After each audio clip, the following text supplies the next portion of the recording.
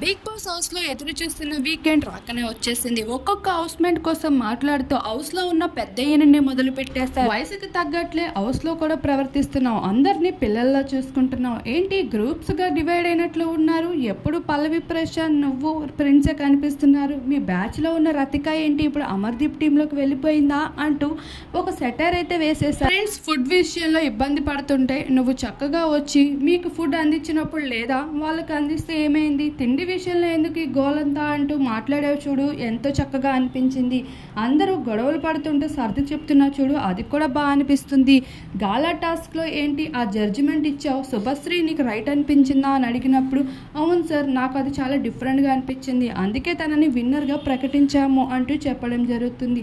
సరే అది నీ సొంత వ్యక్తిగత నిర్ణయం, జడ్జిగా కూడా వ్యవహరించిన తీరులో నీకు రైట్ అనిపించింది కదా అంటే ఆ సార్ చాలా రైట్ అనిపించింది అంటూ శివాజీ చెప్పడం జరుగుతుంది. ఇలా నాగార్జున అయితే శివాజీని ప్రశంసిస్తారు ఈ వీకెండ్లో.